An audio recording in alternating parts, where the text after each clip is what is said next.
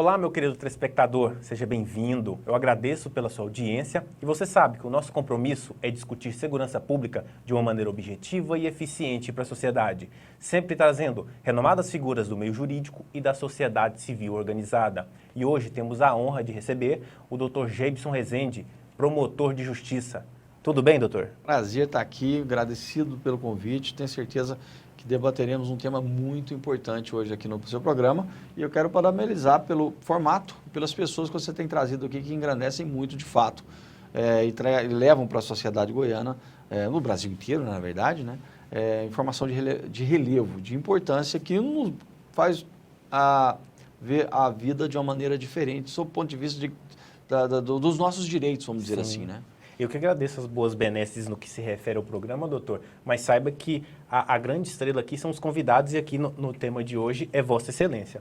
Mas, doutor, eu gostaria, já entrando aqui na entrevista, poderia se expor um pouco para os nossos telespectadores, falar um pouco da sua história dentro do Ministério Público, até mesmo um período de concurso, sinta-se à vontade.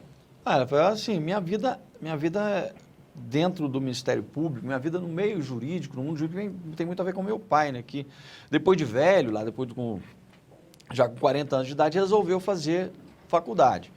E para mudar a vida, e o direito consegue mudar a vida das pessoas, você que está me ouvindo aí, estuda, cara, estuda, porque o direito, se você procurou o direito, ele muda a sua vida, mudou do meu pai, mudou a minha. Basta querer. Lá, com 40 anos, ele resolveu fazer faculdade. Com 40 anos? E só podia fazer o quê? Federal, porque não tinha dinheiro para pagar, era professor naquela época. E aos 46 ele passou no concurso do Ministério Público. Veja, saiu da faculdade com 45, 46 era promotor. E aí veio a minha paixão pelo Ministério Público. O único concurso de top que eu fiz na vida. Fiz outro, passei, estive na Justiça Federal. Mas eu me preparei para o Ministério Público, e é importante você fazer isso, desde a faculdade. Entrar na faculdade já preparando, já olhando para o futuro que eu quero ser. Não adianta esperar a faculdade acabar, porque hoje é fácil você entrar na faculdade e dizer, depois que eu me formar eu resolvo o que eu faço. Não faça isso. Vai perder 5 anos da sua vida gastando, né? Você vai gastar e muito, para depois decidir o que vai fazer. Então você vai ter que ir um concursinho, fazer um preparatório para passar no exame de ordem e gastar dinheiro. Então, desde o início eu quis. E eu comecei na faculdade cedo, já me objetivando. Aos 17 anos, aos 22 eu era promotor de justiça. Com 22. Então foi muito rápido, aconteceram as coisas muito rápido. Mas você deu sorte, aquela história do famoso deu sorte. Não, eu dei sorte. Quanto mais você estuda, cara, mais sorte você tem. Com certeza. Quanto mais você se prepara, mais sortudo você é. Então, se você se preparar, o mercado está aberto. Eu vou falar para você uma coisa. Nós teremos aí agora 100 vagas para magistratura em Goiás. 100 vagas. Tenha certeza, as vagas não serão preenchidas. Por quê? Sim. Incompetência dos nossos candidatos, que não têm capacidade para ser aprovado no concurso. No Ministério Público sempre sobram vagas. No meu foram 33 sobras. Sobras, eu não estou dizendo dos que passaram, não. Sobraram vagas. Então você será o que quiser, desde que trabalhe e faça com competência. O cara acha assim que vai chegar na faculdade, sentar o bundão na cadeira, olhar para o professor, matar algumas aulas e ir para o boteco, e depois que terminar a faculdade, que pegar a carteirinha da OAB com muita dificuldade, ele vai abrir uma portinha e escrever escritório de advocacia e vai ter fila de clientes na porta do escritório, e ele um dia vai chegar, os clientes de 15 mil de cá, os de 20 mil para cá. Meu irmão, não é assim, é selva. Acho que vai ter o sucesso de um Lustosa, por exemplo. Para chegar onde o Lustosa chegou, que é meu amigo, advogado criminalista, que está comigo na escola de júri, você tem que ralar muito, você tem que se preparar muito. Tenha conhecimento para ter poder, meu irmão. Não adianta, isso não cai no colo. Eu quero ser igual aquele cara. Você pode ser, desde que faça a coisa certa. E minha trajetória no mundo jurídico é exatamente essa. Eu me preparei desde cedo para ser promotor. Desde quando eu entrei na faculdade, falei, eu quero ser isso. E eu estudei para isso. Quando eu cheguei ali eu também fiz federal na época, não tinha grana, tinha que passar na federal. E na época era federal, católica em Anhanguera. Eu tomei bomba na católica, que hoje é a PUC. E eu passei na federal, porque eu me preparei para aquilo. Eu pagava meu preparatório. Eu estudei em colégio público, eu estudei no liceu até o 2º ano. Eu fui para o Carlos Chagas no 3º. E eu me preparei, eu quis muito. Eu entrei. Aí quando chegou ali no terceiro para o quarto ano, falei, agora acabou a brincadeira. Agora é hora de me preparar para o concurso. E eu me preparei 2 anos direto. Me formei, 6 meses depois tinha tomado posse. Hoje não dá mais, você precisa ter 3 anos de prática. Sim. Né? Mas são 3 anos de preparação. São 3 anos que você tem que botar na cabeça que agora eu mudo a minha vida. Sim. Se você realmente está fazendo o direito para mudar de vida. O direito é um instrumento de mudança de vida para quem quer. Com certeza. Porque a grande maioria, cara, infelizmente, a gente percebe hoje na sala de aula, você sabe, eu sou coordenador da Rede Júris, os alunos lá, poucos querem algo com alguma coisa. Sim. O resto acha... Eu já ouvi de um aluno, professor, eu estou vindo para cá porque aqui o índice de aprovação é muito alto. Eu falei assim, peraí, mas não, a escola não te aprova. Você precisa entrar no esquema, você precisa estudar, você precisa ter um tempo para se preparar. Não é o fato de vir para cá que você vai passar, tá? Então, entenda isso, a filosofia da escola é essa. Então, você precisa incorporar isso. Você precisa saber que você vai mudar de vida com o direito. E já viu rico fazendo direito? Não, cara. Direito é custo de pobre. Sim, concordo. Tá? Direito é custo do cara que entrou ali e quer mudar de vida. Então, se você quer mudar de vida e está gastando uma pequena fortuna na faculdade, em média, aí, no mínimo, uma faculdade barata hoje é R$600, e R$600 é muito dinheiro. Muito. Se você está gastando todo mês esse dinheiro e não é do seu pai, meu irmão,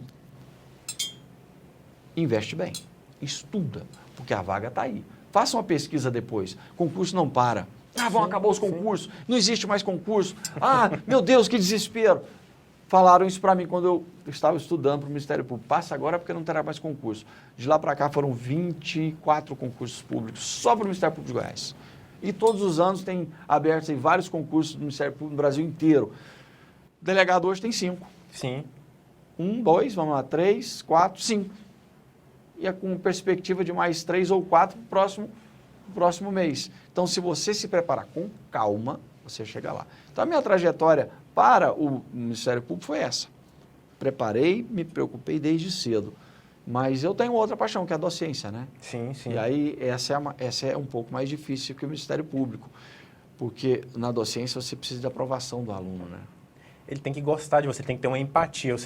Nós, enquanto docentes, eu sempre também brinco a respeito disso. Quando você entra na sala de aula, o aluno olha ou ele tem empatia ou antipatia. Então, não adianta você somente passar o conteúdo, você também tem que ter esse brilhantismo. E eu vejo que você, nas suas aulas, você esbanja isso, né? É um professor excelente. Então, acaba que hoje em dia a exigência também com relação ao aluno é maior. Hoje o aluno, assim, na minha época... O professor era tudo carrasco, né? Quando eu fiz faculdade, bastava o professor ter conhecimento, nem didática. Hoje ele tem que ter conhecimento aprofundado, uma boa didática e ser simpático. Concordo. Se o professor não for simpático, meu irmão, não tá cola. assim de professores aí fora com conhecimento, com didática e simpático, você vai ser trocado. Hoje tem o tal do mercado. Hoje tem tanta faculdade de direito que se o aluno, o professor contraria um pouquinho o aluno vai na coordenação, o dono da faculdade pensa, isso é grana. Se é grana, esse professor vai tirar aluno daqui, tira o cara. Sim. Então, hoje você tem que ser o cara. Você tem que, na docência, tem que ser a excelência da excelência. Não adianta ser meia boca. Não engane o seu aluno, não vá lá para passar...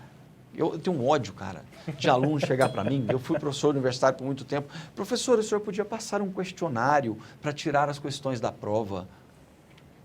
Cara, aquilo me doía a alma. Eu falei, tá, então quando você estiver fazendo um júri, o juiz vai te entregar o processo e falar assim, aí tem um monte de questionário para você fazer sustentação oral. O seu cliente vai chegar e na prova de concurso, o examinador vai dizer assim, olha, eu estou mandando para vocês um questionário com 500 questões e nós vamos tirar a prova daí. Me ajuda. Seja diferente. Aprenda a estudar. Aprenda a aprender. Para de decorar. O aluno, ele está tão ligado em outras coisas que ele às vezes lê 10, 15, 20 páginas no que eu li. Sim, no automático. Está no automático. Estudar é fácil. Basta querer e saber. Doutor, e até no que se refere a essa temática, por exemplo, no que se refere aos concursos, o doutor Luciano Miranda, que esteve aqui também no programa passado, falou assim, Rafael, os concursos mudaram muito e tem muitas perguntas e bancas que estão cobrando, às vezes, situações assim que de um rodapé de um livro, de uma doutrina. Realmente, os cursos mudaram muito. o aluno ele precisa ficar muito atento a situações não corriqueiras? Como que você tem esse olhar, um olhar experiente sobre os concursos atuais?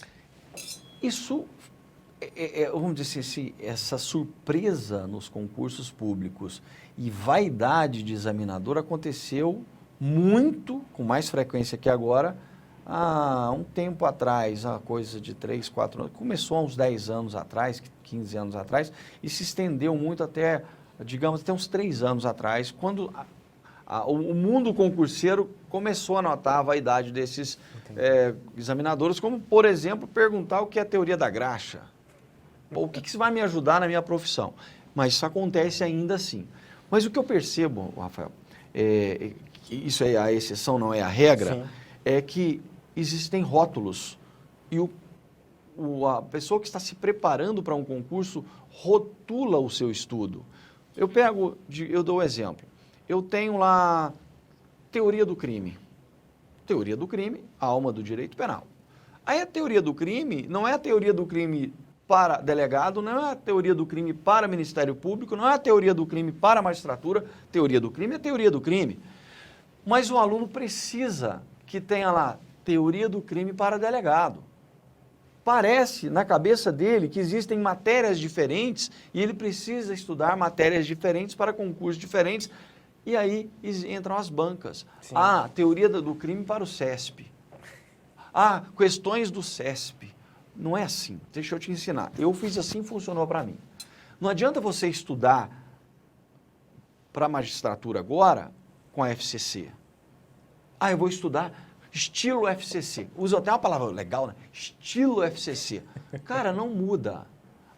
O conteúdo teoria do crime será para a FCC, assim como é para a FGV. A diferença é a abordagem. Então você precisa ter o quê?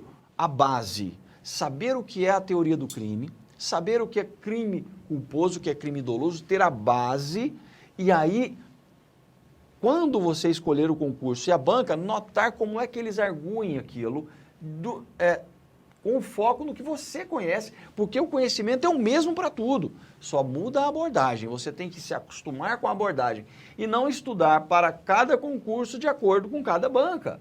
Você vai perder tempo. Tem a sua base. Até porque esse é o esqueleto e o que você pode complementar são as jurisprudências atualizadas. Isso. Aí você entra eu vou terminar e responder o que você me questionou. Existem maluquices? Existem. Existe a teoria da graxa. Existe a síndrome do piu-piu. Existe, sim, existe a hipótese da Alice no País das Maravilhas. Tudo isso que eu estou falando para vocês estupro bilateral, tem essas maluquices, estão lá no direito penal. Dolo colorido, sim, isso que não acrescenta em nada, mas tem um examinador vaidoso que vai te perguntar, cara, você precisa se preparar com essas maluquices? Precisa.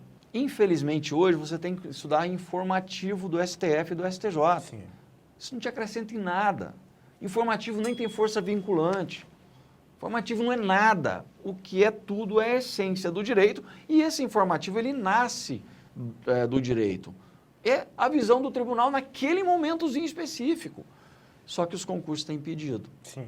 E aí eu te peço para ter atenção a essas sacanagens ainda existentes do ente, eu chamo o examinador de ente do mal. Do ente do mal que vai te perguntar isso. Mas entenda, isso não é regra, isso é exceção, ok?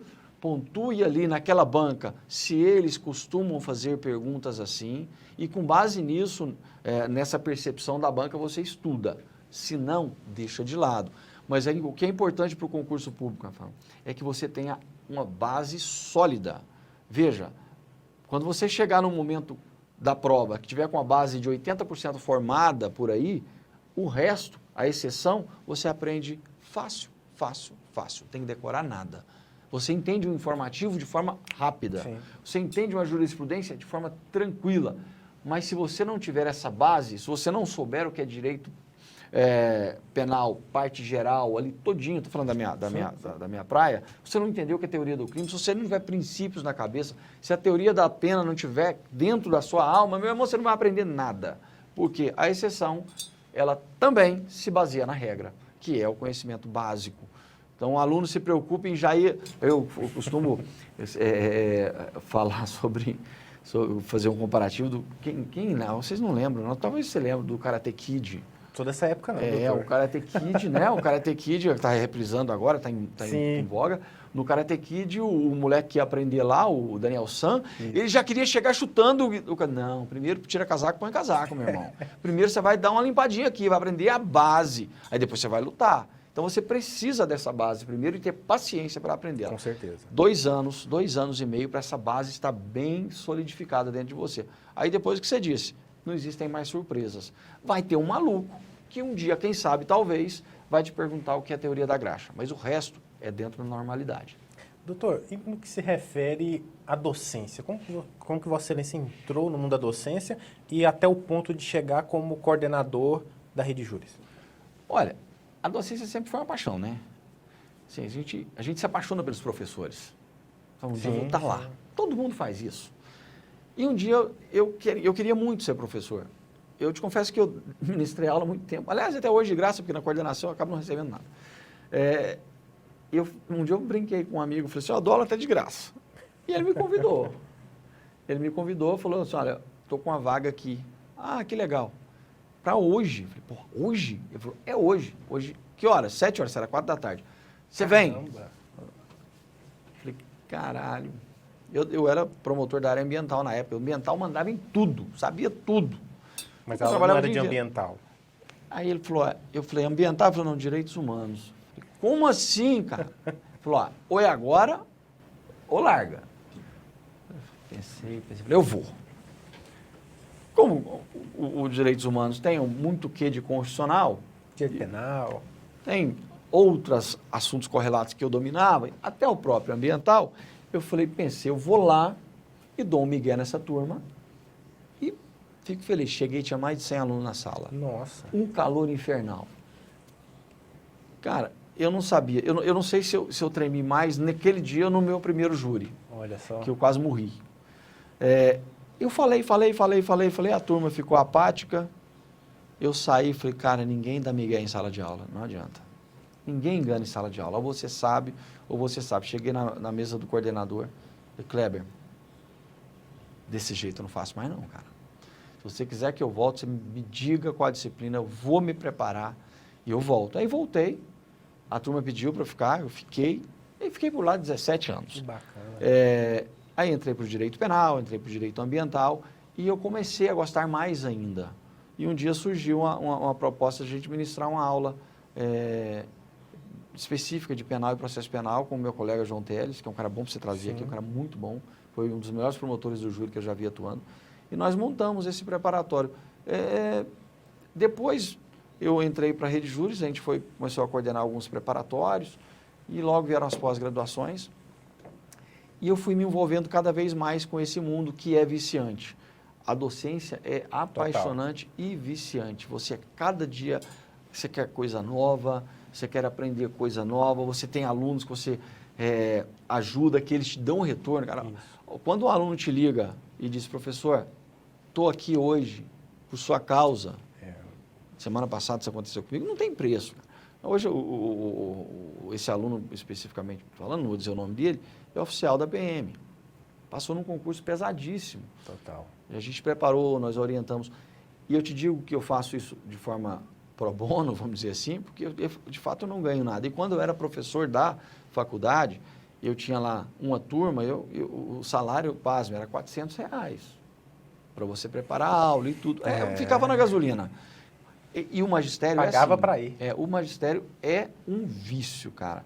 Só que faça uma coisa.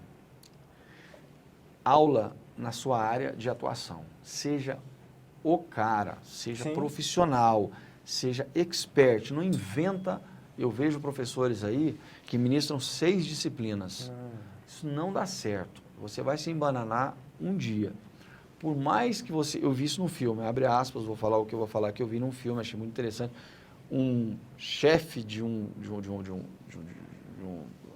organização criminosa castigou um dos seus subalternos e apontou o dedo para ele e disse, por mais fodão que você se ache, sempre haverá um mais fodão que você. Então aprenda. Sim. Então, por mais que você se ache o cara para ministrar aula em tudo quanto é conteúdo, pode ter um dia um aluno lá na sua sala de aula que sabe mais aquele conteúdo que você, e no direito isso é muito comum, Sim. porque você tem ali nas faculdades já alunos que vieram de outros cursos e que são mais de idade, eles têm uma vivência, uma experiência fantástica, e você não pode chegar achando que é o dono da verdade. Então, se especialize. Se você é advogado da área tributária, procure, dentro do possível, ministrar direito tributário ou correlatos. Se você está atuando no direito penal, especialize naquela disciplina e vá para lá. Por quê? Porque você vai unir experiência prática e conhecimento doutrinário. Aí não tem erro. Aí a docência fica linda, tranquila. E outra coisa, nunca me apareça em sala de aula sem preparar a aula. Tem que estar preparado, com toda Irmão, certeza. é vergonha. O aluno, ele nota quando você está despreparado. Ele sabe quando você não chega na sala de aula sem preparo. E aí você vira chacota. E aí você começa a perder a autoridade. Você pega um trauma, né, sobre aquilo.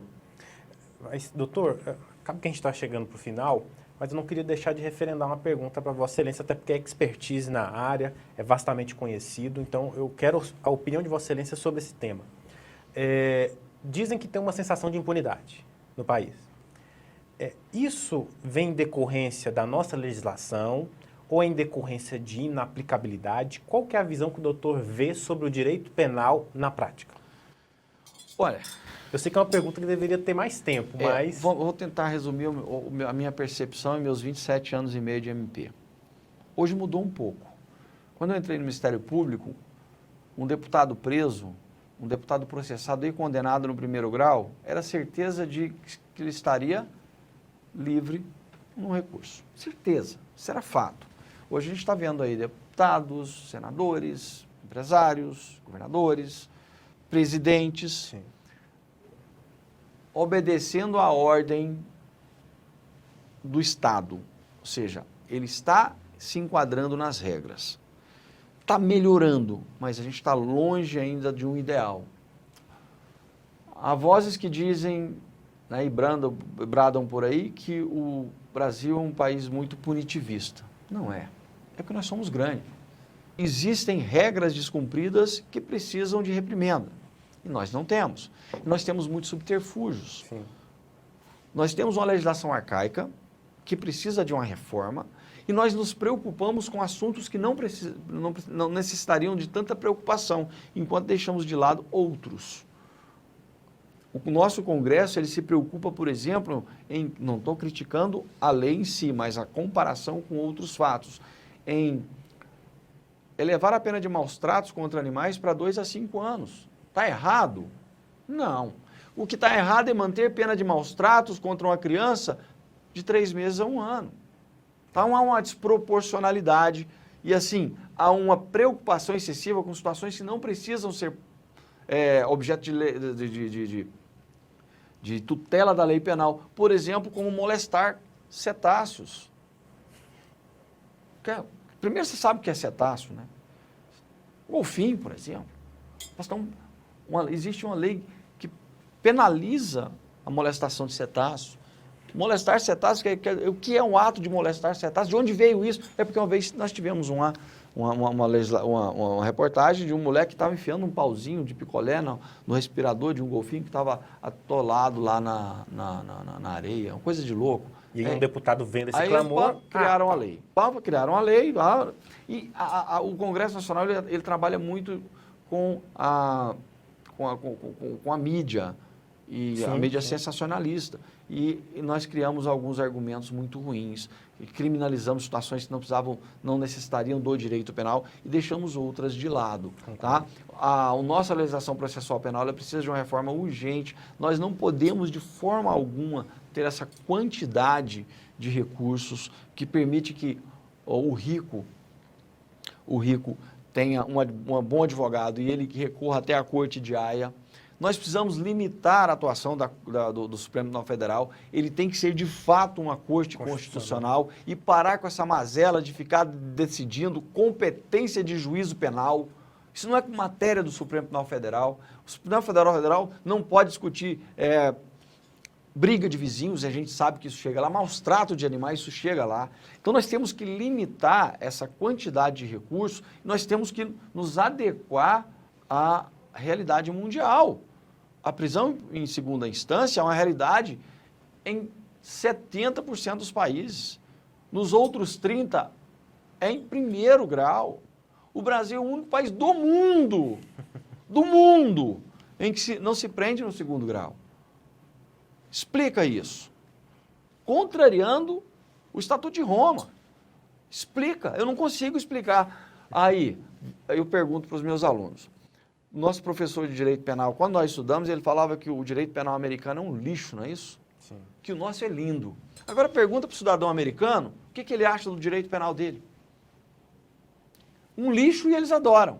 E o nosso é uma maravilha e nós odiamos.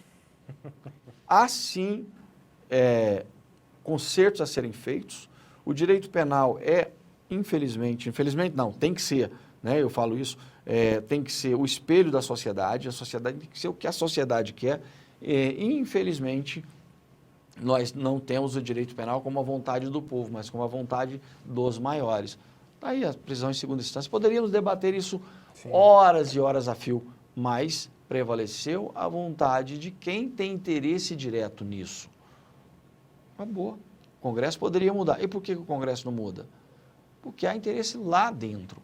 Então, sim, a legislação penal nossa é fraca, nós temos penas distorcidas em relação a situações muito parecidas, isso precisa ser consertado. Há situações em que o direito penal não precisaria intervir, está interferindo, e há situações em que ele precisaria estar e ele não está. Então, precisa passar um rodo, passar tudo a limpo e começarmos de novo. São vários fatores que devem ser observados. Dr. Geibson, infelizmente, o nosso tempo é muito curto. Eu gostaria de agradecer o espaço da Agência de Vossa Excelência de estar aqui, abrilhantou o nosso programa. De antemão, até faço uma pontuação de ver uma história tão bonita do seu saudoso pai, passando um concurso público aos 40, numa faculdade aos 40 45. E num concurso aos 46. Não conhecia essa história, uma história de vida e exemplo, com toda certeza, para telespectadores que estão vendo. Eu quero deixar o espaço aberto para próximas oportunidades e passo para as suas considerações finais. Eu agradeço muito, né, gente? Com toda a oportunidade que a gente tem para falar de direito, para informar bem a sociedade, para dar um gás e um ânimo para as pessoas que estão lá nesse momento ruim, sim, né? Sim. Desanimados, tristes. Usar até o que uma professora disse, exaustos. Tudo isso que está acontecendo é muito bem-vindo. Eu, de fato, agradeço a oportunidade e me proponho a voltar quantas vezes você precisar, meu irmão. Com toda certeza voltará, doutor. E vamos agora para o quadro Alerta Jurídico.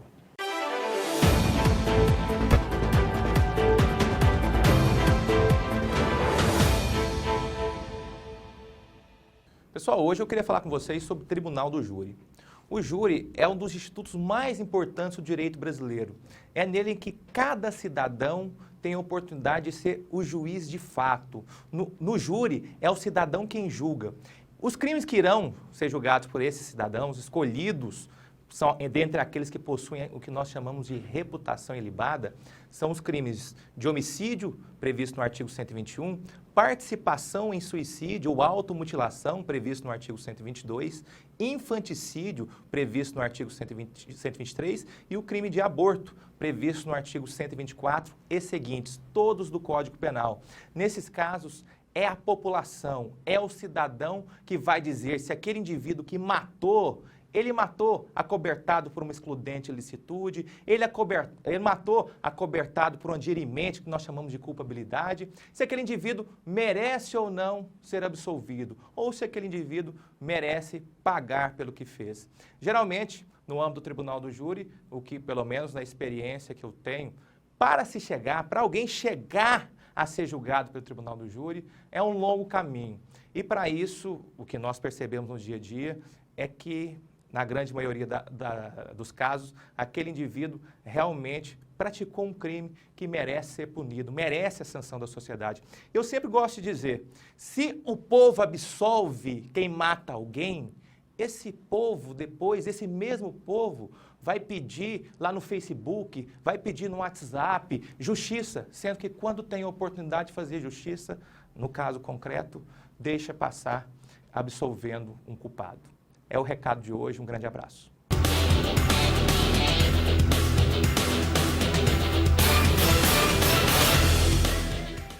A NET tem a banda larga mais rápida do Brasil. É comprovado pelo Speed Test. Peraí, se a minha internet é mais rápida, eu vou ser a mais rápida no game? Por que não? É ultra velocidade. E a nossa live aqui vai ser um furacão! Sim, mas deixa o ventilador ligado.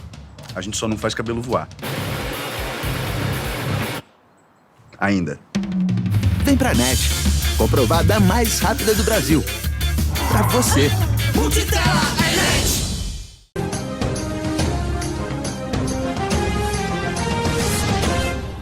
Quero fazer um convite especial. Meu nome é Debre Bucar. Todas as quartas-feiras ao vivo aqui pela CMN Goiás, nós temos o nosso programa Metrô 360 Graus. São 360 graus de notícia, informação, com muito conteúdo para você. Nos acompanhe aqui pela CMN Goiás. Assista pelo nosso canal a cabo, né, pelo 24 ou 524 aqui pela NET, ou pela nossa plataforma de streaming, todas as redes sociais, Facebook, Instagram e YouTube. Nos vemos lá. Um grande abraço.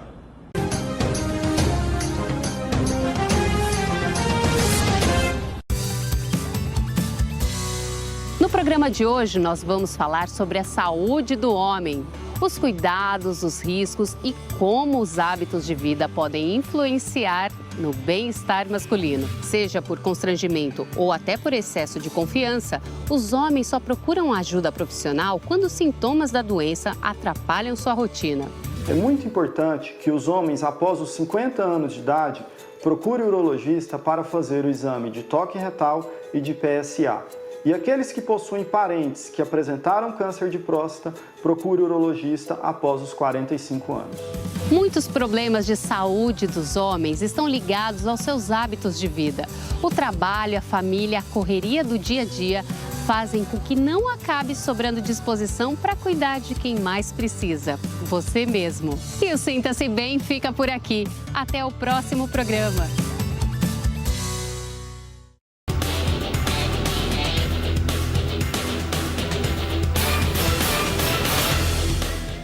Estamos de volta para esse segundo bloco e vamos agora para uma matéria que fizemos junto à CP Cães, Companhia de Policiamento de Cães. Você se recorda que no programa passado, no quadro Heróis da Sociedade, uma equipe da CP Cães se encontrou em nossos estúdios falando a respeito de um salvamento de uma criança de apenas 45 dias. E a convite do Major Espíndola e do Tenente Fernando, o programa Sociedade Alerta esteve lá gravando para mostrar a rotina dos cães policiais. Acompanhe a matéria.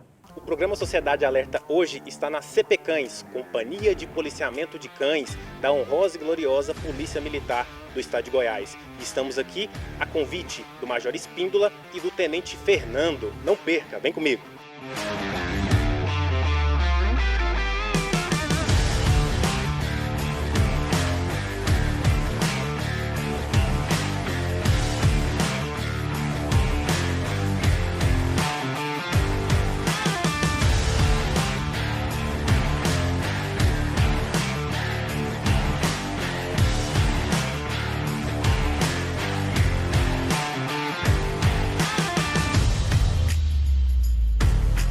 Tem um comportamento de necessidade de carinho que a gente trabalha nele. Qualquer um dos cachorreiros que chegar aqui foi para ficar de costas para ele, ele vai fazer isso. Ele demonstra a importância para ele receber o carinho.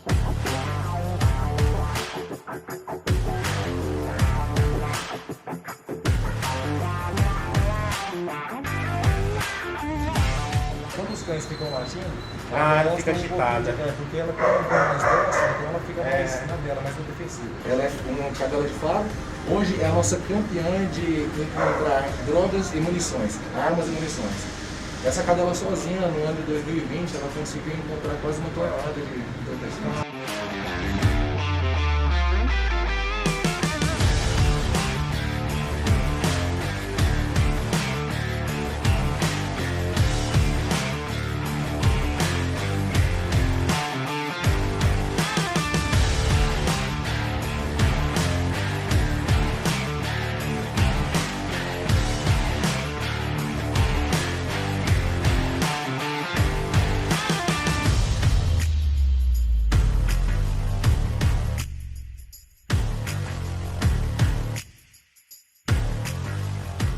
Essa aqui é só o depósito para alimentação dos cães. Vossa Excelência falou que só aquele cão são 3 dias. São 3 alimentações. São 3 vezes. E aí tem outros cães que a gente já pode alimentar até 4 vezes por dia, que ele vai continuar com o mesmo drive de energia e vai queimar essa comida todinha que eles usam. E também, pelo que eu entendi, as funções são diferentes. Não é porque a labradora é um pouquinho mais gordinha, mas ela tem uma outra função de um cão ostensivo, por exemplo. Não tem... Tanto é que eu posso usar ela para várias funções, mas hoje, pela especificidade dela, eu coloco ela para um serviço específico, que é o faro. Mas a atividade física é do mesmo jeito, a alimentação, tudo é igual. Estamos aqui com o Tenente Fernando, que nos acolheu muito bem e vai tirar algumas dúvidas a respeito do dia a dia deles. Tenente Fernando, de antemão agradeço o espaço na agenda. Eu gostaria que fizesse um apanhado geral do que é a CP Cães para a sociedade. Bem, bom dia, né? Bem, a CP Cães hoje é uma companhia, né, de policiamento com cães, pertencente ao Comando de Missões Especiais da Polícia Militar do Estado de Goiás. A companhia hoje ela consta com 10 cães de faro e busca e captura. Hoje no nosso plantel temos um cão labrador, 2 pastores holandeses e 7 cães da raça pastor belga malinois. Hoje a companhia ela trabalha com apoio policial em faro. Toda unidade que se depara com alguma situação de flagrante em que envolve pessoa com tráfico de drogas ou suspeita de porte de arma, é utilizado os cães para poder fazer a busca desse objeto, seja entorpecente, seja arma ou munição, utilizando o faro dos cães. Então hoje a companhia de policiamento com cães ela atua primordialmente em apoio, só que aí ela tem função secundária de patrulhamento tático. Então, ou seja, se acaso não houver esse apoio por parte das nossas co-irmãs, a companhia trabalha também com o patrulhamento tático, que é o trabalho dioturno de policiamento ostensivo. Tenente, e com relação aos cães, eles recebem treinamentos diferenciados? Porque pela nossa andada, Vossa Excelência pontuou que existem cães mais ostensivos, outros mais para farejar. O treinamento é o mesmo? Como que funciona essa sistemática? Sim, o treinamento com o cão começa com os 45 dias de vida. Quando o filhote ainda, o cachorreiro, né, o sinotécnico, ele começa a fazer testes com esses filhotes. E aí, de acordo com o comportamento, o drive que a gente fala, né, que é o comportamento energético do cão, em relação à sua atitude, se ele arrasta um pano, se ele gosta de morder uma bolinha, se ele não solta o objeto, ele é selecionado para algumas áreas. Destinado para uma área de guarda e proteção, se ele é muito bom de dente, se ele tem uma mordida melhor, e se ele é muito esperto, se ele ganha muito espaço, ele é destinado para faro. Então hoje, quando o filhote destina ele para um faro de entorpecente, ou seja, a gente utiliza a capacidade dele do cão olfativo, e aí eu ouço a agressividade para a situação de guarda e proteção. Tenente, e outra dúvida também, eles têm um tipo de treinamento, por exemplo, numa situação que não é tão assim frontal, para uma pessoa que não está em suspeita e para alguém que já, consequentemente, já cometeu um delito e está em fuga? Sim, hoje a gente trabalha com o comportamento do alvo, do suspeito, isso. O que acontece? Quando você está trabalhando com o cão, nos nossos treinamentos, a gente simula todo o comportamento de uma pessoa que já é suspeita. Por exemplo, grandes volumes na cintura, ou comportamento de mudança de direção repentina. Então o cão tem uma observação, então qual o melhor que o policial que está com ele. Então a gente utiliza esse tipo de alvo, como eu sempre lembro, né, que o cão vai fazer o que a gente quer que ele faça. Então se eu quero que ele encontre uma criança, eu vou treinar ele para poder encontrar uma criança. Se eu quero que ele encontre um delinquente, eu vou treinar para ele que encontre um delinquente. Só que a associação do cão sempre vai ser pela ordem de quem está o conduzindo. Ou seja, se o cão está comigo, eu estou conduzindo ele, e aí eu preciso de uma situação de atenção para ele, eu dou um comando para ele ficar atento. Nesse momento, todas as pessoas ao redor, para ele é alvo, ele vai observar todos. Assim que fixar algum dos alvos que eu deseje, eu vou mostrar para ele, vou dar um comando para ele, para que ele faça ou ataque ou ele faça esteja em atenção, ou seja, continue realizando os latidos. Então isso vai sempre de acordo com o que o condutor determina. Tenente, e como que funciona a inclusão de um novo cão, por exemplo? A companhia ela pode receber doação de um cão, ou a aquisição é sempre pela companhia olhando a expertise e qual é a raça do cão? Como que funciona? Hoje existem duas formas. Ou o nosso plantel mesmo tem uma recria, né? Há um cruzamento entre os cães do nosso plantel e seleciona alguns filhotes. Ou a compra direta realizada pelo Estado. Então o Estado destina uma verba, e isso foi feita uma licitação e tal, e é contratado os cães que passam por uma bateria de testes. Ou seja, se a gente for comprar um cão pronto hoje, então ele tem que passar por todos os testes para se encaixar no serviço policial.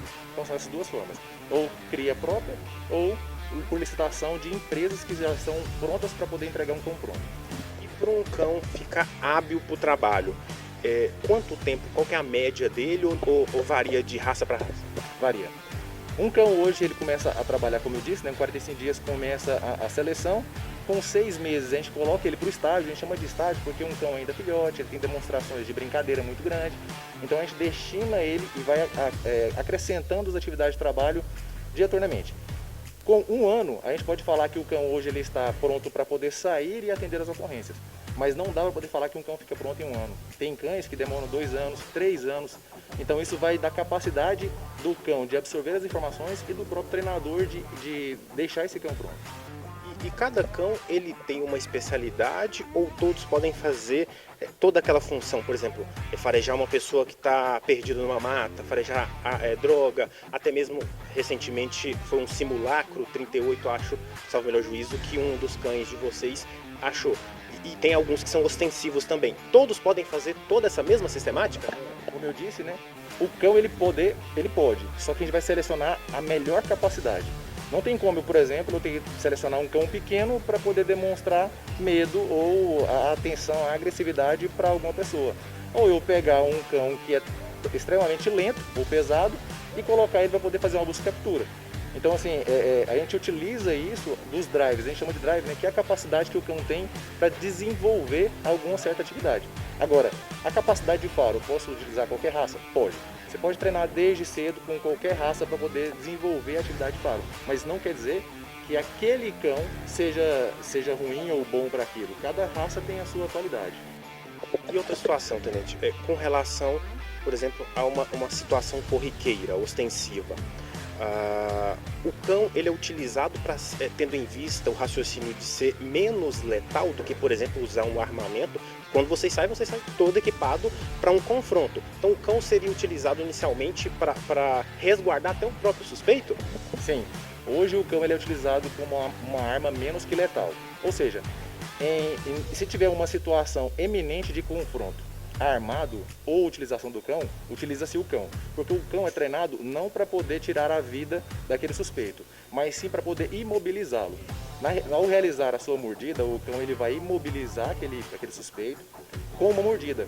E essa mordida não vai ser letal, porque hoje a gente treina com mordidas em regiões pediculares, né, que são braços, pernas, região de costas, e não locais vitais. E o cão, a gente pode colocá-lo como uma ferramenta? Ou hoje em dia tem muito, o meu pet é o meu filho na sociedade civil. Mas na utilização do trabalho de vocês, ele é um cão policial ou ele é uma ferramenta extensiva pro policial?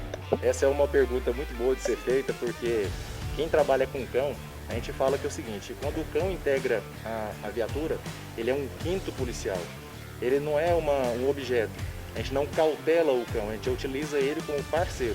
Então hoje o cão ele é um cão policial, tanto é que ele tem todos os direitos de tratamentos, de cuidados pelo Estado, mesmo depois que ele se aposenta.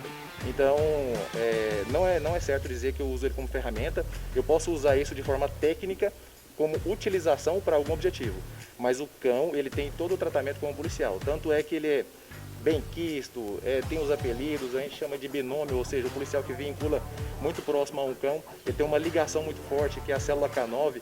Então, assim, hoje o cão ele é um integrante mesmo policial, ele não é uma ferramenta.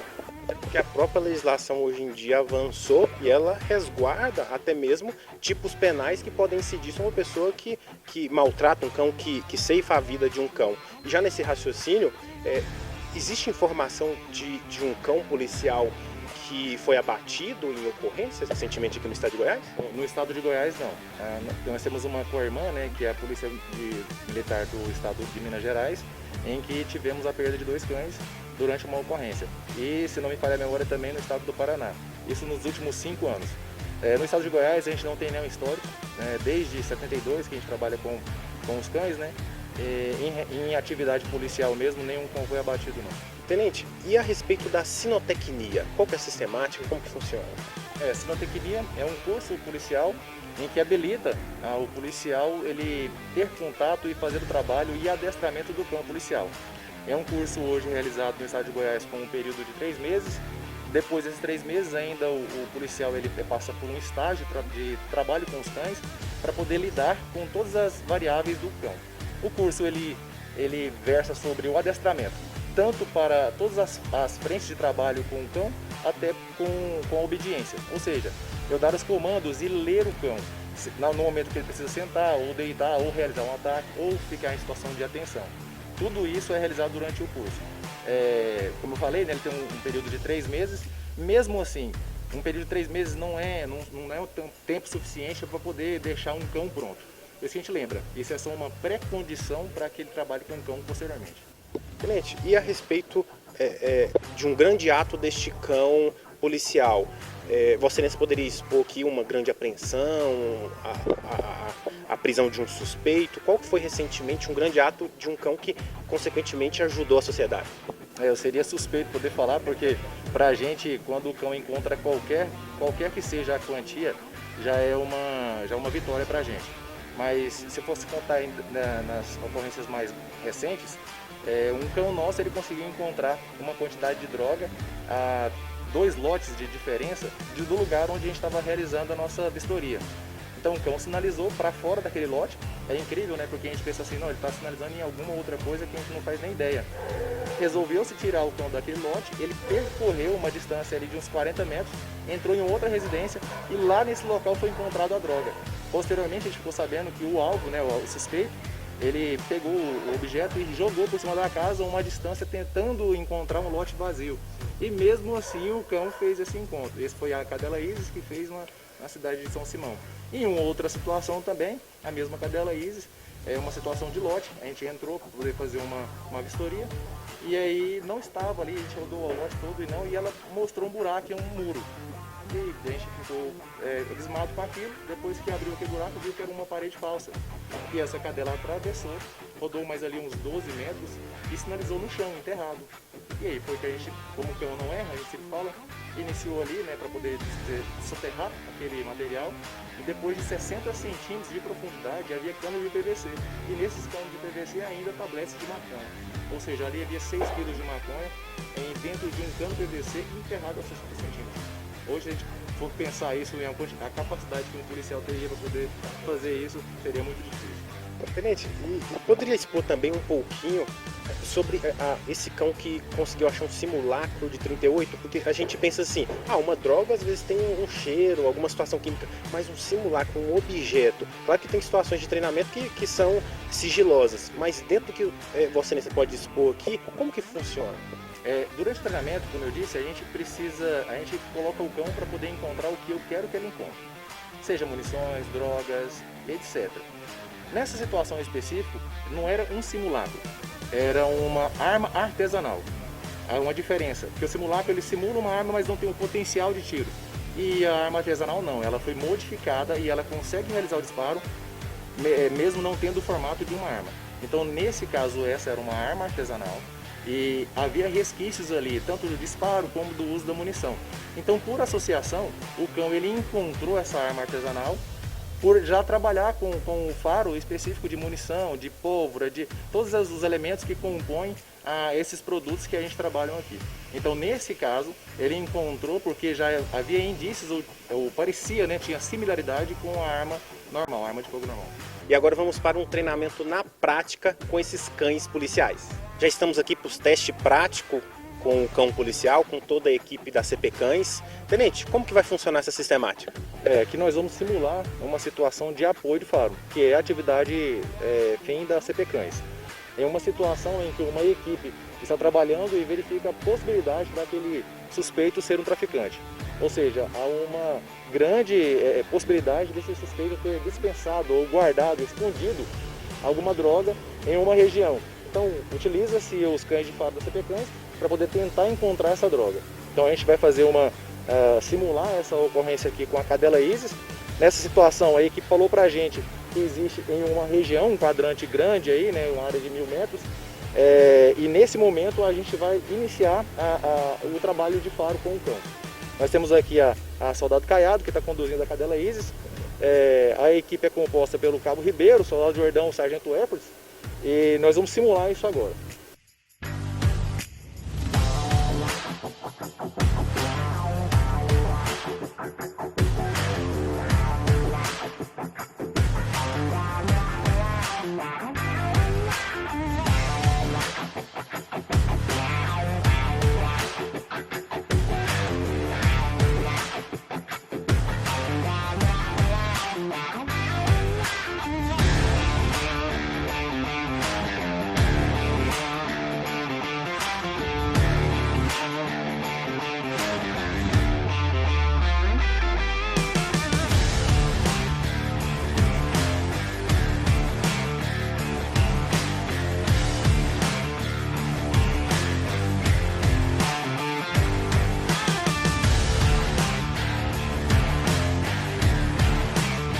Então vamos para o teste de campo. Tenente, como que vai funcionar essa sistemática? Nós agora vamos fazer um teste, né, uma situação de busca e captura. Nós vamos simular, né, uma pessoa que foi perdida em alguma situação de deficiente mental ou qualquer pessoa que tem algum tipo de distúrbio e ela se evadiu do local. A gente havia informação de que tinha os objetos, né, da casa, então a gente coletou o odor de um anel dessa pessoa e vai apresentar esse odor para o cão e o cão vai tentar encontrar essa pessoa que está aí, que se evadiu daqui do local. Poderia ser uma pessoa desaparecida, um simples pessoa doente ou talvez um infrator da lei, né, que ele no momento de cometer a infração se evadiu em mato ou está escondido em algum local. E a gente vai utilizar o cão para poder tentar encontrar esse alvo, né, essa pessoa. E falando a respeito um pouquinho do cão, ele é mais ostensivo? Sim, esse é um pastor belga malinois, o Salquê.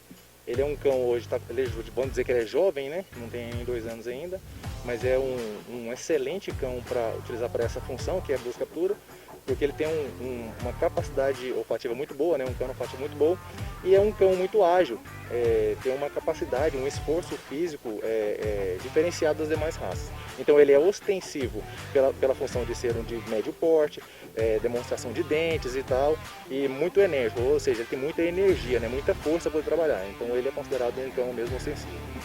Vamos lá para esse treinamento prático.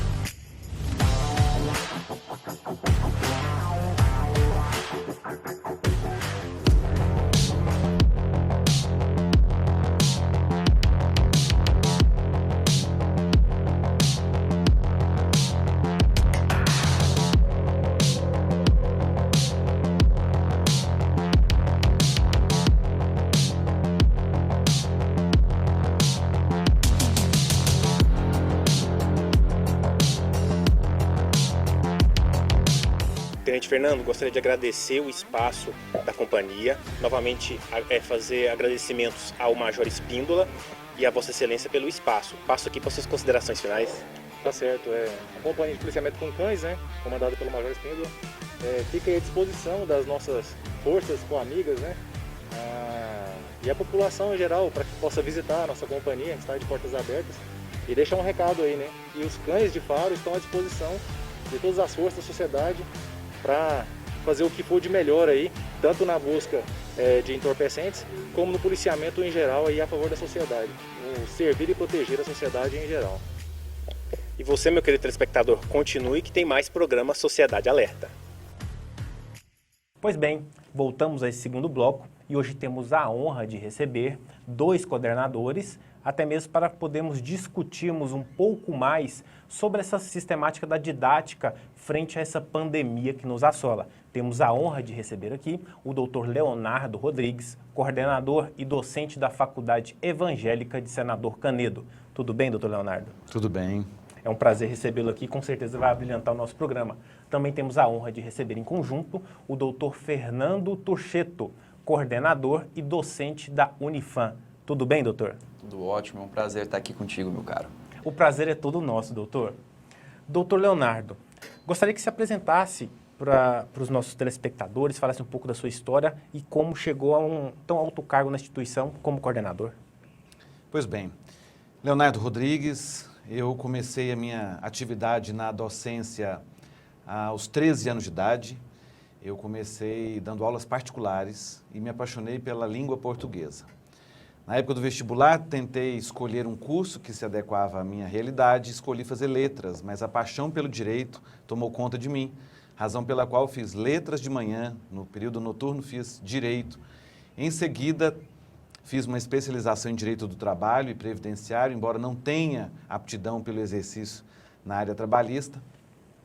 Na conclusão do curso de especialização, iniciei meu mestrado em letras na Universidade Federal de Goiás, estudando a relação que existe entre a linguagem e o direito. Terminando o curso de mestrado na Universidade Federal, fui aprovado também para o curso de doutorado e atualmente estudo estudo a linguagem legislativa no que diz respeito à educação nacional.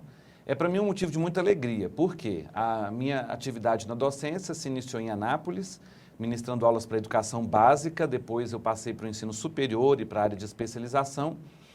Depois de tanto tempo exercendo atividade nessa sala de aula da educação básica e no ensino superior, fui convidado a ser coordenador do curso de Direito na Faculdade Evangélica de Senador Canedo, que é uma das mantidas da Associação Educativa Evangélica de Anápolis. Ou seja, um vasto currículo de um ótimo profissional que estamos aqui.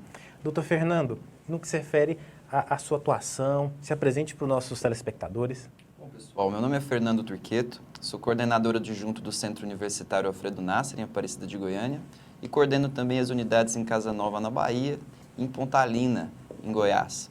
Sou mestre em Ciências Jurídico-Filosóficas pela Faculdade de Direito da Universidade de Coimbra, em Portugal.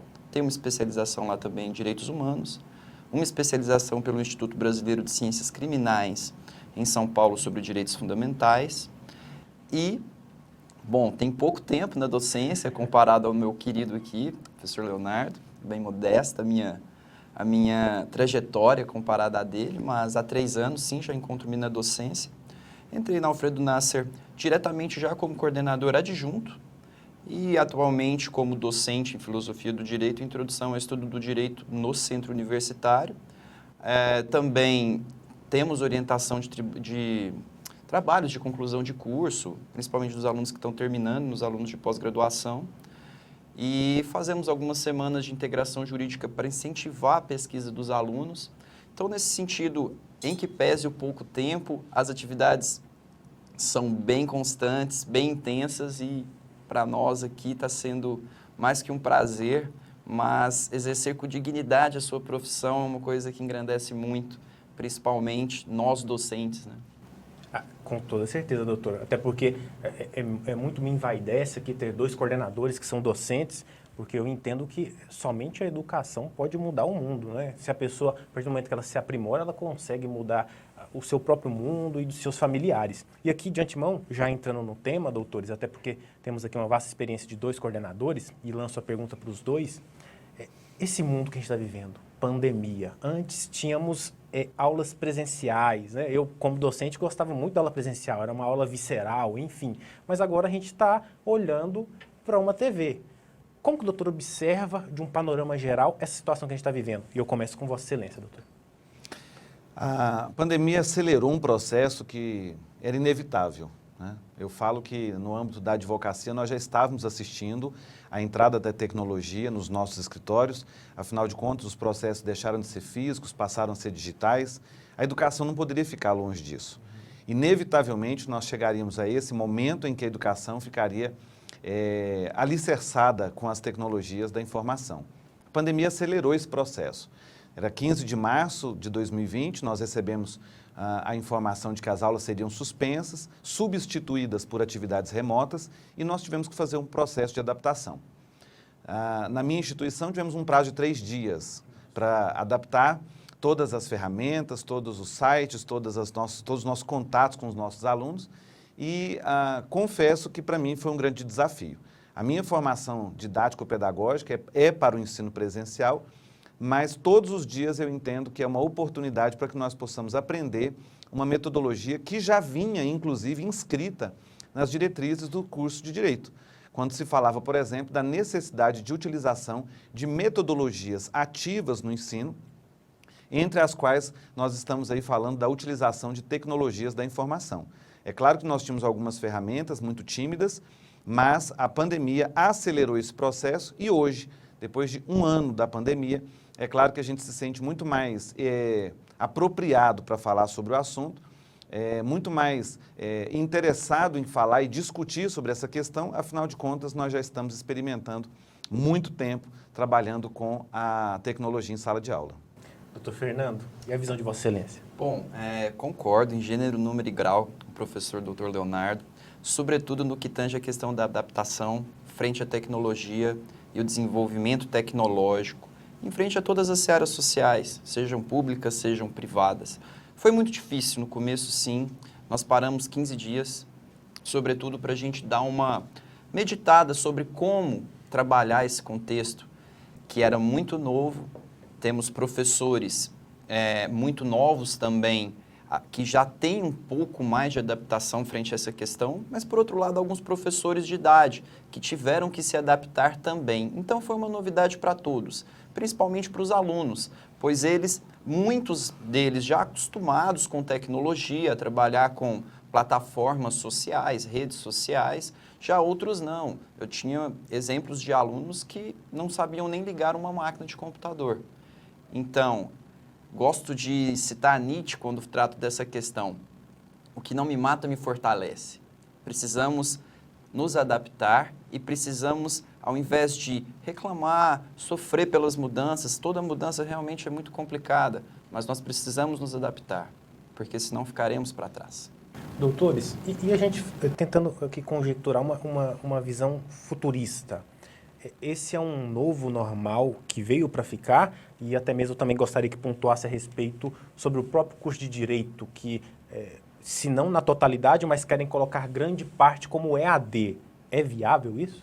Doutor, começa pela Vossa Excelência, doutor.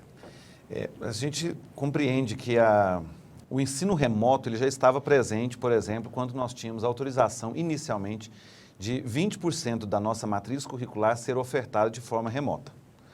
Esse percentual ele foi ampliado para 40% pouco tempo antes da pandemia começar, então nós já tínhamos essa experiência. Algumas instituições estavam um pouco temerosas por causa da cultura mesmo da aula presencial, mas isso já era uma autorização, inclusive legal, para que nós pudéssemos fazer. Pois bem, com a pandemia nós não tivemos outra alternativa, então iniciamos todo um processo. Há um investimento muito grande em plataforma, em formação de professor. Afinal de contas, o professor precisa conhecer também uma série de plataformas que ele não tinha costume nenhum de trabalhar. Esse investimento ele não pode ficar largado. Eu entendo que nós não podemos, enquanto instituição, desperdiçar essa oportunidade. Hoje, por exemplo, eu tenho alunos que estão estudando em uma modelagem híbrida, que permite que o aluno fique em casa ou não, ele pode ir para a instituição também. O mais interessante nisso é que eu tenho uma aluna hoje que mora no estado do Pará. Eu tenho outra aluna que mora em Tocantins. Eu tenho outros que moram ao lado da faculdade. Eu vejo que há uma possibilidade de que o ensino, o acesso à educação, ele se potencialize, se amplie. Algumas pessoas que não tinham oportunidade, elas estão tendo oportunidade hoje, talvez por causa do excesso de trabalho, talvez por uma série de outros fatores, mas hoje eu tenho a possibilidade de alcançar um número que eu não alcançaria antes. Eu vejo que é difícil para nós, acostumados a uma metodologia de aula presencial, em um contato íntimo com o nosso aluno, mas eu vejo que é possível também nós reinventarmos a nossa atividade profissional para nós alcançarmos um público numa estratégia completamente diferente. Hoje eu utilizo plataformas e ferramentas e redes sociais, assim como outros colegas usam, para que nós possamos falar numa linguagem do jovem e atraí-los ao conhecimento. Esse é o objetivo principal da educação e é o propósito que nós devemos ter enquanto professores. Doutor Fernando, a visão de Vossa Excelência. Perfeito. Concordo mais uma vez com o professor doutor e gostaria de somar alguns pontos importantes que vivenciamos no semestre passado na instituição. Em relação ao estudo remoto, ele se diferencia do estudo em EAD. O EAD, ele é composto realmente de até no máximo 40% num programa de curso de Direito. Como o curso de Direito é um curso de Ciências Sociais Aplicadas bem complexo, linguagem específica, alguns termos vão continuar, algumas disciplinas vão continuar presenciais, sobretudo as disciplinas práticas. No entanto, algumas sim vão encaixar nesse novo normal, como a gente está discutindo. Quando estivemos no semestre passado no Conselho Federal da OAB, já há uma pressão social em relação ao estudo em EAD, inclusive ampliação desse percentual, né? No entanto, há sim, por outro lado, uma resistência até própria da instituição da OAB em conceder um espectro maior, sobretudo devido à complexidade e certas questões práticas que precisam ser presenciais. Então, eu acredito sim que algumas disciplinas voltarão a ser presenciais no seu devido tempo. No entanto, mais da metade, talvez, do curso poderá ser ampliado para o EAD, para o ensino à distância, com aulas gravadas, atividades gravadas, com certo prazo de entrega para o aluno. Doutores, e no que se refere, por exemplo, à temática da prática? E aqui me faço entender melhor. Antes, quando você ia ensinar prática para o aluno, você senta aqui, você senta acolá. Agora, as audiências são virtuais, tudo dá a entender que num futuro tão próximo, até o próprio júri possa vir virtual. Então, como que vai ensinar o olhar de Vossa Excelência prático sobre essa temática? Ensina um pouco o que vai ser presencial, um pouco o que vai ser frente às mídias sociais. Qual que é o olhar de Vossas Excelências? Começa por Vossa Excelência. Então, eu me lembro que há algum tempo atrás nós tínhamos muitas audiências, por exemplo, em que você tinha uma precatória que tinha que ser cumprida e acabava que você fazia a oitiva à distância. Sim. Isso era fato. Eu vejo que algumas audiências de conciliação eram realizadas até então, inclusive com a possibilidade de uma gravação remota. O que a gente faz em sala de aula hoje é simplesmente potencializar isso. É mostrar para o nosso aluno que existe a possibilidade de uma audiência ser realizada, intermediada pela tecnologia. É claro que é difícil a gente vislumbrar algo tão abstrato. Sim. Porque, por exemplo, para o Tribunal do Júri, especificamente, que a gente tem um contato pessoal com várias pessoas, inclusive demonstrando para elas o nosso sentimento em relação ao caso, né? Eu falo do Tribunal do Júri pela especificidade dessa sessão, que não pode ser comparada de forma rasa com qualquer outra, né, sessão ou audiência, mas eu acredito que partes, né, da nossa sala de aula, do nosso contato com o aluno, deve servir para mostrar para ele, olha, existe sim uma possibilidade, uma sustentação oral, com qualidade, com preparo, existe a possibilidade de uma audiência de instrução, e eu fiz uma recentemente em que eu estava com muito medo, porque eu percebi que a promotora tinha toda a construção textual pronta, e eu falei, eu não estou pronto para isso, né, que agonia que me deu. Mas o fato é que eu comecei a perceber que existe sim a possibilidade de eu deixar ali alguma coisa mais ou menos preparada e fazer daquela audiência um show, um espetáculo. Acho difícil vislumbrar, concordo plenamente, em sala de aula. Ontem mesmo, ministrando aula para os meus alunos de prática, eu falei para eles, olha, vamos visualizar o Projude, vamos visualizar aqui o PJE, Vamos ver como é que é um processo, porque antigamente a gente folheava o processo. Sim. Tinha aquele contato físico, isso dava aquele prazer. Hoje não há essa possibilidade. Então, eu disse, vamos agora verificar nesses eventos do Projude como é que é esse andamento processual. Meus alunos ficaram encantados. Claro que o encantamento deles vai ser diferente daquele encantamento que eu tive quando eu tive acesso ao primeiro processo em mãos. Mas é um desafio para nós professores e para nós profissionais do direito, que vamos ter que encantar as pessoas com essa nova modalidade de direito, inclusive, né? Perfeito. É muito engraçado a gente falar a questão do processo como algo palpável, né, material. Por exemplo, qual é a diferença de ler um livro quando você pega, você sente o cheiro dele, tem uma história ali dentro, né? Então, isso é realmente outra realidade que estamos passando, né? Nós, na nossa instituição, a gente, principalmente no que tange as disciplinas práticas, nós estamos trabalhando como prática simulada e prática real. A prática real é muito difícil realmente de não tratarmos ela de maneira prática, de maneira real, como o próprio nome diz. Então, um percentual foi desenvolvido de alunos reduzidos por um certo tempo dentro da instituição. Atualmente isso não está sendo possível porque chegamos num grau de pandemia crônico, então realmente está tudo fechado, mas eu acredito que não conseguiremos fugir do desenvolvimento tecnológico e remoto. Não há mais essa possibilidade de fazer tudo de maneira real. Esse novo normal veio já para comprovar isso para nós.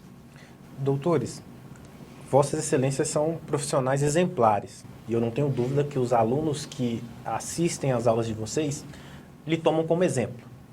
E a profissão do professor, por si só, ela já é uma posição de exemplo a outras pessoas. A gente tem uma gama muito grande de profissionais do direito hoje em dia. E muitos querem ser professores. Mas só que, na maioria das vezes, bate aquela situação que a gente está falando. São vários fatores que uma pessoa tem que ter para cativar o aluno e ele conseguir até a sua autoestima e chegar num ponto dele, eu sou um professor, né? Então, eu gostaria que Vossa Excelência passasse aqui uma mensagem a esses alunos que estão fazendo pós-graduação, mestrado, doutorado e que querem entrar para a docência, mas que precisam de uma palavra de professores exemplares. Começa por Vossa Excelência. Bom, tecnicamente digo que a docência para mim é profissão do coração. Não me arrependo hora nenhuma de ser professor, faço isso com muita dedicação, com muito amor mesmo. Ministro aula de língua portuguesa em sala de aula e falo para os meus alunos numa sexta-feira à noite que é a melhor aula da semana. Obviamente, a aula de direito penal é fácil, porque a pessoa já se encanta no primeiro dia de aula. Concordo, né? doutor. Perfeito. Então, assim, é estimulante mesmo. Mas eu digo que a docência, ela depende de pessoas que estejam engajadas numa verdadeira transformação social. Em tempo de pandemia, nós somos, é claro, não quero me equiparar aos profissionais da saúde, mas nós também não deixamos a situação cair.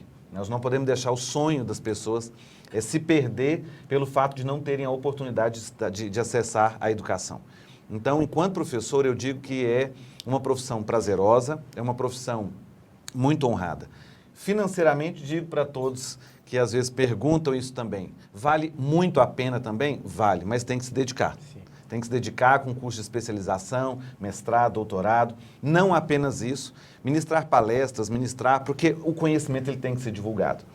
Para quem vai ministrar aulas hoje, para mim, por exemplo, eu sempre faço a seguinte pergunta: conhece as novas metodologias? Conhece o novo aluno que está entrando na universidade? Porque, veja, eu tive uma fala de uma coordenadora minha, na época em que eu trabalhava na educação básica, ela me disse assim: Leonardo, você tem que entender uma coisa, todos os anos quem reprova é o professor. Eu falei, como assim?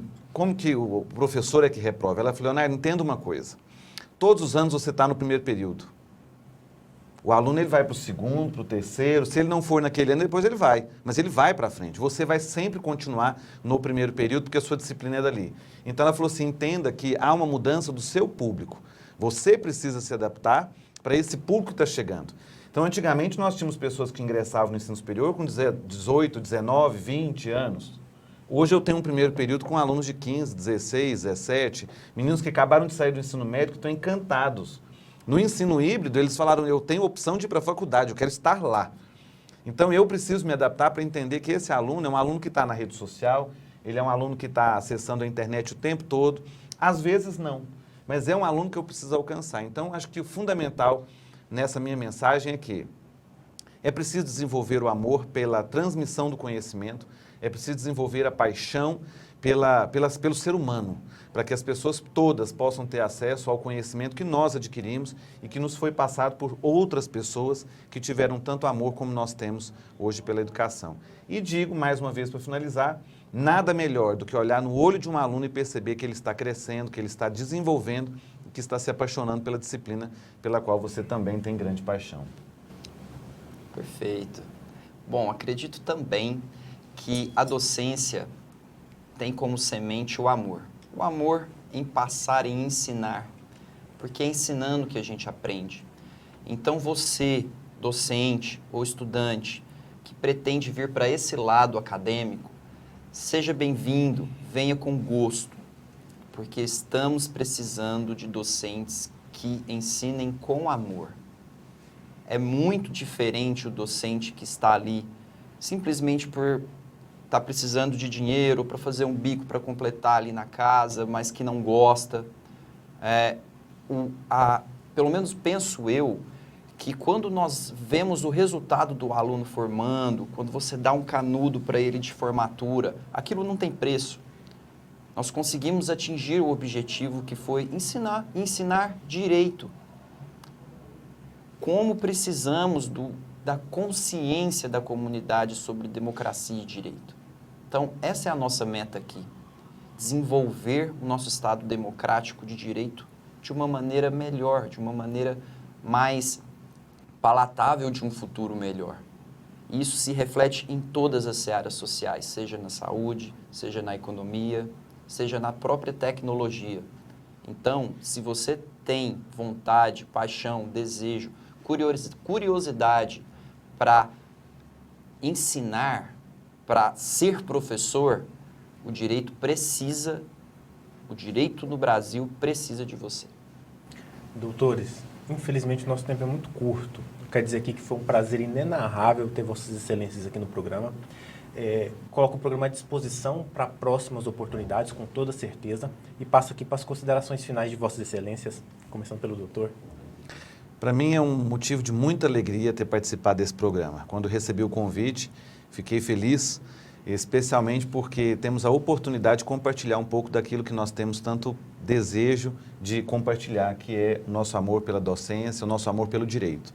Agradeço mais uma vez pela oportunidade de estar com pessoas tão brilhantes, profissionais tão competentes, e espero que nós tenhamos outras oportunidades juntos e que nesse caminho, né, caótico que estamos vivendo, possamos encontrar um pouco de paz, nos abraçando, ainda que à distância, em prol de causas que nos é comum, que é o cuidado com o outro, que é o cuidado com o ser humano. Muito obrigado pela oportunidade. Obrigado a gente, doutor. Doutor Fernando, da mesma maneira. Muito obrigado, meu querido doutor Rafael, doutor Leonardo. Foi um prazer conhecer o senhor também. Espero, quem sabe, no futuro que estejamos aqui novamente, mas se abraçando, né? Esse calor humano que precisamos mesmo nos dias atuais. Fica o convite também para conhecer a nossa instituição, Centro Universitário Alfredo Nasser, em Aparecida de Goiânia. Vai ser um prazer conversar lá também. E fica também aqui à minha disposição sempre que puder, doutor. Quando precisar, se chamar, estaremos aqui para trocar uma ideia sobre direito aí com todo mundo. Com toda certeza retornará, porque abrilhantou o nosso programa. E imbuído dessa espiritualidade da docência, eu quero aqui encerrar dizendo o seguinte: a educação não transforma o mundo, a educação muda as pessoas. Pessoas mudam o mundo. E eu quero agradecer a sua audiência e até um próximo programa.